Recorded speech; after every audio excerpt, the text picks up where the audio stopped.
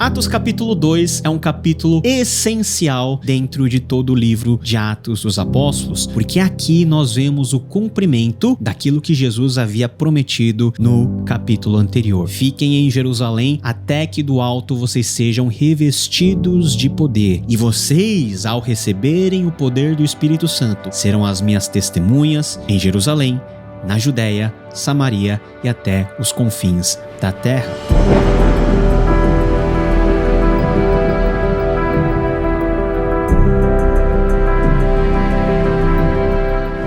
Jesus subiu aos céus e os discípulos tinham que aguardar a descida desse Espírito Santo prometido, mas que os discípulos, os apóstolos, não sabiam como que isso ia acontecer, sequer quando ia acontecer. O capítulo começa dizendo que ao cumprir-se o dia de Pentecostes, chegando o dia de Pentecostes, o 50º dia depois da Páscoa, onde se celebrava os frutos da terra, o Espírito Santo ele desce sobre todos aqueles que estavam lá dentro do cenáculo. E ao descer, o Espírito Santo coloca marcas audíveis, visíveis sobre todos. O Espírito Santo desce sobre cada um. Eles ouvem do céu um som como de um vento forte, enchendo toda a casa. Eles veem e enxergam sobre cada um daqueles que estavam sentados labaredas de fogo, como se fossem línguas de fogo. E todos, ao ficarem cheios do Espírito Santo, começam a falar em outras línguas, e outras línguas, nesse caso, que eles não haviam aprendido. Agora, qual que é o propósito daquilo que o Espírito Santo está fazendo aqui? Ele desce realmente para ficar e para cumprir a promessa que Jesus tinha feito. Vocês receberão o Consolador, e o Consolador terá a missão de fazer-vos lembrar de tudo o que os ensinei. O Espírito Santo, a terceira pessoa da Trindade, ele desce sobre todos os apóstolos. Eles conseguem enxergar, eles conseguem ouvir, e eles percebem nitidamente que algo novo está acontecendo com eles. Muitas vezes nós ficamos impressionados com o vento, o fogo, as línguas audíveis, mas todos esses elementos apontam não para o fim próprio que esses elementos devem ter, mas para algo maior, que era justamente eles poderem ser capacitados por Deus para serem testemunhas de Jesus. Nessa época, no dia de Pentecostes, já aproveitando a proximidade da Páscoa que havia passado, muitos judeus prosélitos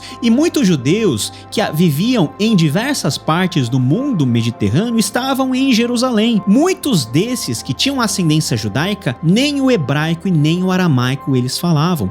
Judeus que tinham vindo da Ásia Menor, judeus que tinham vindo do norte da África, judeus que tinham vindo até da cidade de Roma. Cada um falando o seu dialeto e a sua língua. E depois que tudo aquilo acontece com os discípulos, eles saem e de manhã, 9 horas da manhã, eles começam a pregar pelas ruas de Jerusalém nas línguas que o Espírito Santo acabara de capacitar cada um deles a falar. E todos os judeus, advindos das mais variadas partes do mundo mediterrâneo, começaram a entender uma só mensagem. É muito interessante que Atos capítulo 2 nos faz imaginar e vislumbrar um episódio histórico que aconteceu muito tempo atrás. Gênesis capítulo 11, o episódio da Torre de Babel.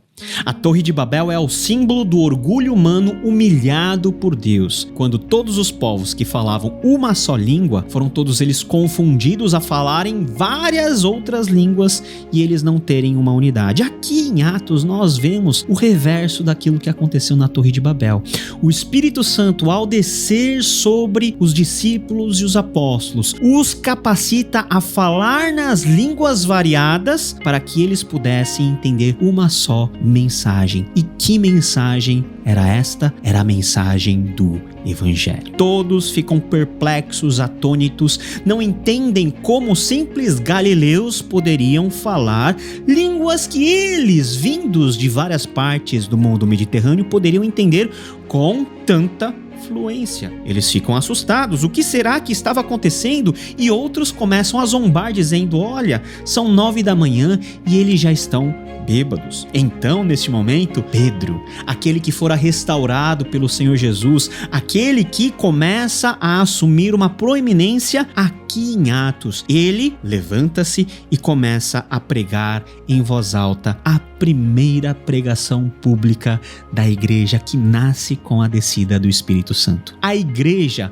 ela nasce com a presença do Espírito Santo, com a função de proclamar o Evangelho. E o que é o Evangelho? Nós já aprendemos que o Evangelho são as boas novas da vinda do reino de Deus por meio da encarnação, por meio da morte e por meio da ressurreição de Jesus Cristo, e é justamente esse o teor e a estrutura da primeira pregação pública do apóstolo Pedro nas ruas de Jerusalém, diante de toda aquela multidão que estava prestando atenção ao mover do Espírito Santo que estava se descortinando diante deles. Pedro assume a liderança e diz: homens da Judéia e todos os que vivem em Jerusalém, deixe que eu explique para vocês o que está acontecendo. E o que está acontecendo aqui é o cumprimento daquilo que o profeta Joel já predisse que ia acontecer. Nos últimos dias derramarei o meu espírito sobre toda a carne, os vossos filhos e filhas profetizarão, os jovens terão visões e os velhos terão sonhos. Eu derramarei sobre todos os servos e servas o meu espírito. Eu mostrarei sinais e todo aquele que invocar o nome do Senhor será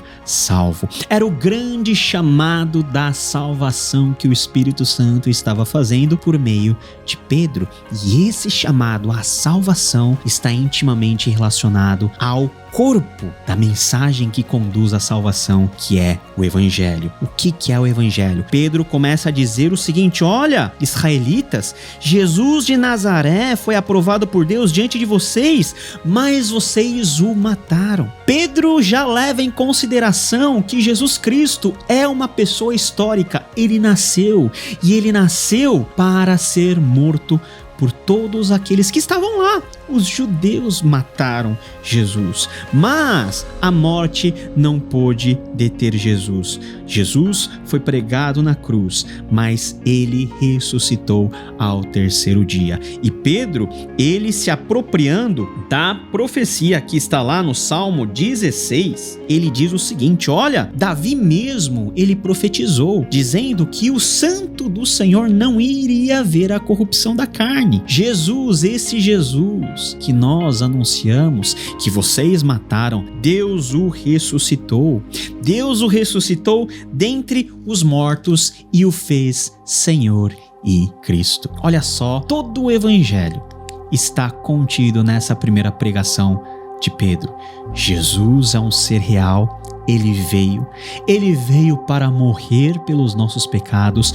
Deus o ressuscitou entre os mortos, e esse Jesus ressurreto havia enviado o Espírito Santo da parte de Deus para todos aqueles discípulos, para que aqueles que confessassem o nome do Senhor fossem salvos dessa geração incrédula, fossem salvos da destruição e tivessem a vida eterna. Este Jesus, a quem vocês crucificaram, Deus o fez Senhor e Cristo. Aqui está o resumo mais conciso e maravilhoso do Evangelho. Quando ouviram isto, todos os que estavam lá ficaram movidos no coração, angustiados, e perguntaram aos apóstolos: irmãos, que faremos? O que nós podemos fazer então? E Pedro responde: arrependam-se e cada um de vocês seja batizado em nome de Jesus Cristo para perdão dos seus pecados. O Evangelho,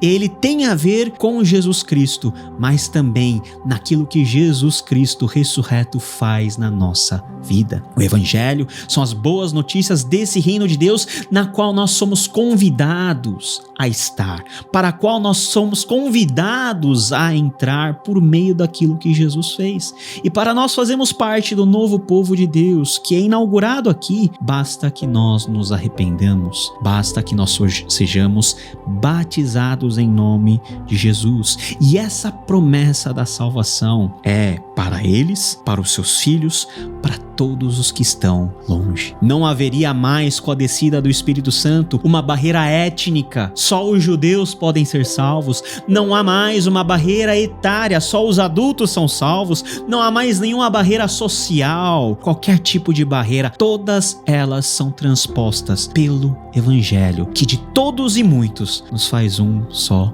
povo.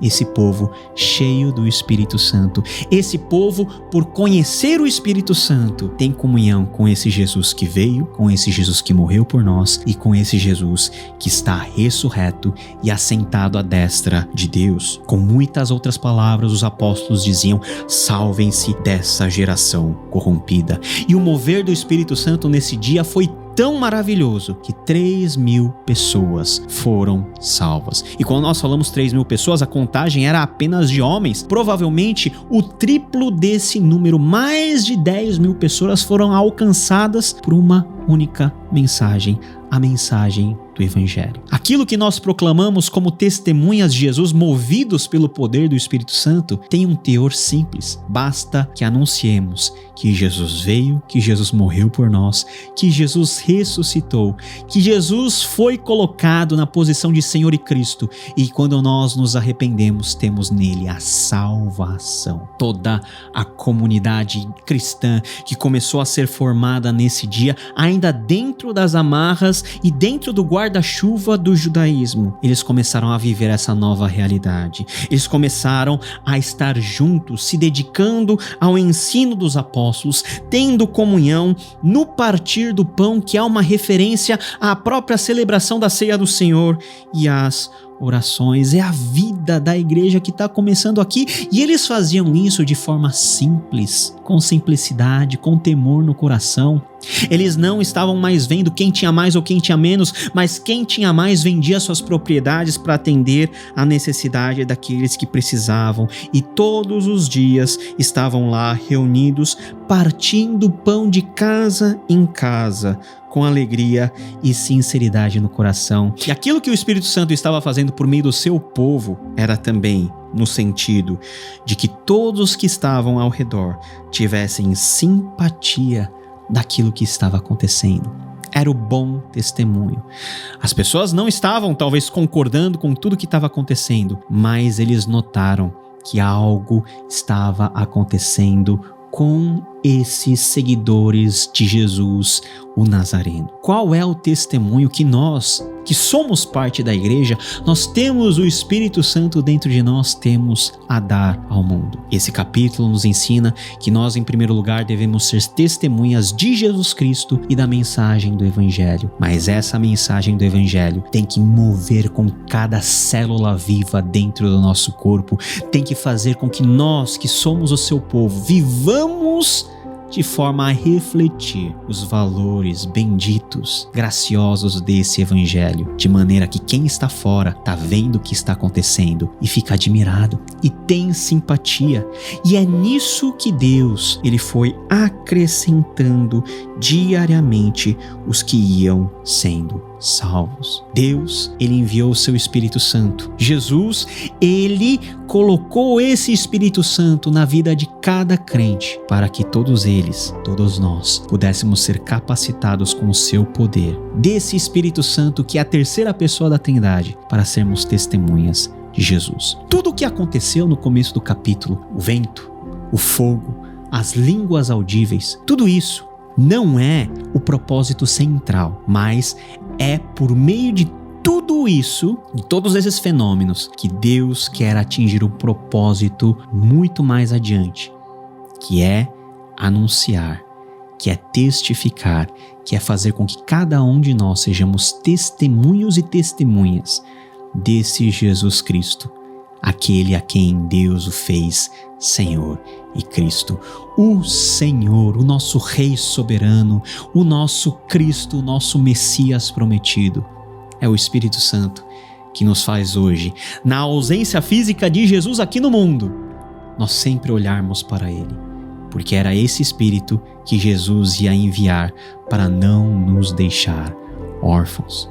Que Deus nos ajude a que todos os dias nós possamos ser cada vez mais cheios do Espírito Santo, para nós vivermos essa bendita salvação e para que por meio de nós, todos os que estão fora e além das fronteiras da salvação possam saber que Jesus é Deus, que Jesus é o Senhor, que Jesus é o Cristo.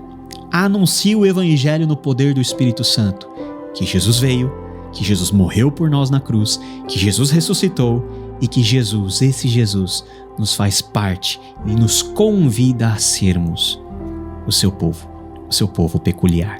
Seja cheio do Espírito Santo e seja testemunho de Jesus Cristo. Que Deus te abençoe. Nos vemos no próximo episódio, querendo Ele. Tchau, tchau.